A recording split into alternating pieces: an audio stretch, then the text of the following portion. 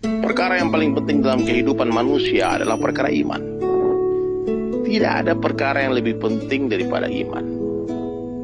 Iman ini lebih penting daripada duit, rumah, kendaraan, pangkat, jabatan. Lebih penting daripada suami, daripada istri, daripada anak, daripada teman-teman. Satu orang mati gak punya duit, Allah gak marah. Mati gak punya rumah, gak masalah. Mati gak punya suami, Allah gak marah. Mati gak punya istri, gak punya anak-anak, gak punya teman, tidak akan mendatangkan murka Allah subhanahu wa ta'ala. Tapi apabila ada satu orang manusia mati tanpa iman, nah itulah masalah. Jadi kita harus sepakati ini. Semua kita yang mendengarkan video ini, kita harus tahu bahwasanya perkara iman adalah perkara yang paling penting, harus terus dibicarakan, harus terus difikirkan, harus terus diusahakan.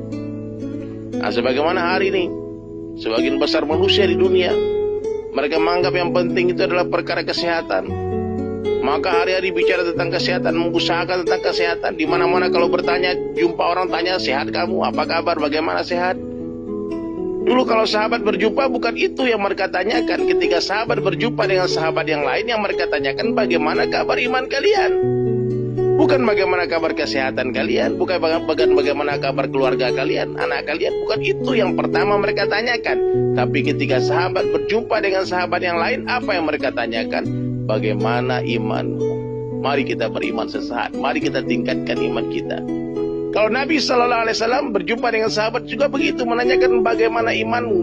Apa hakikat, apa bukti kamu beriman? Itu yang Nabi tanyakan. Nah, ini perlu kita perbaiki, sahabat-sahabat SAS dimanapun kalian berada ya. Perlu kita perbaiki. Apa yang kita perbaiki?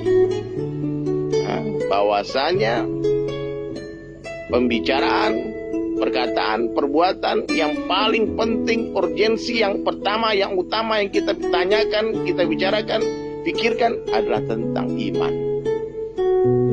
Karena iman adalah syarat kita masuk surga, itu iman. Kalau amal-amal itu hanya menentukan level kita di dalam surga.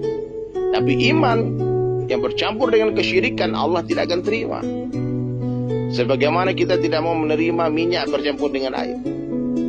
Sebagaimana kita semua tidak mau menerima beras bercampur dengan pasir. Allah subhanahu wa ta'ala pun tidak akan menerima iman yang bercampur dengan kesyirikan. Terus bagaimana dong? Orang syirik itu bagaimana? Orang syirik bukanlah orang yang tidak percaya kepada Allah. Dia percaya kepada Allah, namun dia sekutukan Allah dengan ghairullah. Menyekutukan Allah dengan selain Allah, itulah syirik. Kalau orang tidak percaya kepada Allah, kafir dia. Jelas dia. Tapi orang yang percaya kepada Allah, namun dia juga percaya kepada ghairullah, dia sekutukan Allah dengan makhluk, inilah musyrik.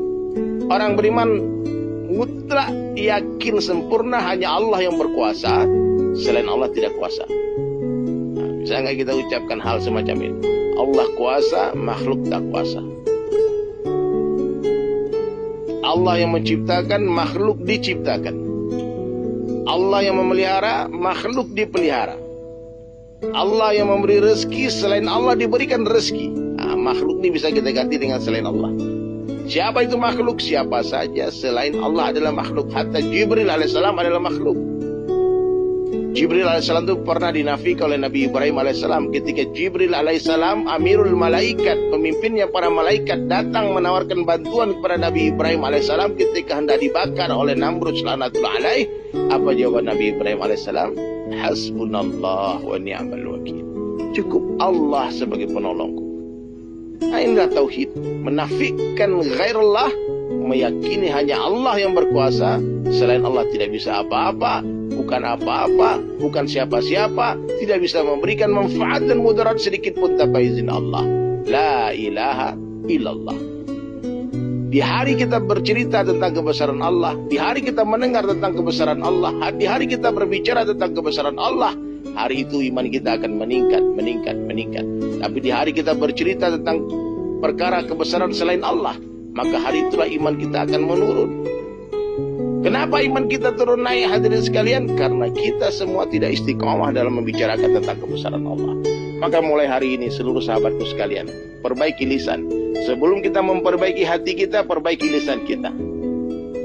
Mulai hari ini banyak-banyaklah mengucapkan perkataan yang baik, Apa perkataan yang baik? Dakwah ilallah. Wa man ahsanu qawlan mimman da'a ilallah. Siapakah yang qawlannya, yang perkataannya yang lebih baik daripada orang yang mengajak manusia kepada Allah. Usahakan dalam setiap kalimat, dalam setiap perkataan kita, libatkan Allah subhanahu wa ta'ala. Kalau panas, katakan Allah yang kasih panas. Kalau dingin, katakan Allah yang kasih dingin. Kalau berjumpa, katakan Allah yang jumpakan kita. Kalau berpisah, katakan Allah yang pisahkan kita.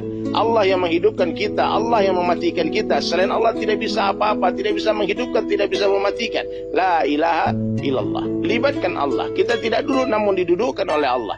Kita tidak hidup namun dihidupkan oleh Allah. Kita tidak mati tapi dimatikan oleh Allah.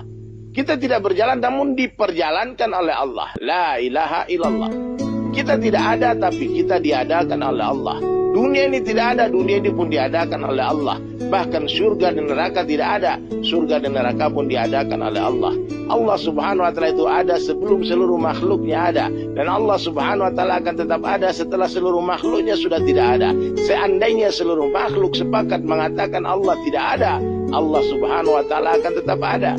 Kenapa demikian? Karena Allah subhanahu wa ta'ala itu sudah ada sebelum kata-kata ada itu ada. Dan Allah subhanahu wa ta'ala akan tetap ada setelah kata-kata ada itu sudah tidak ada lagi. La mawjud illallah, la ilaha illallah.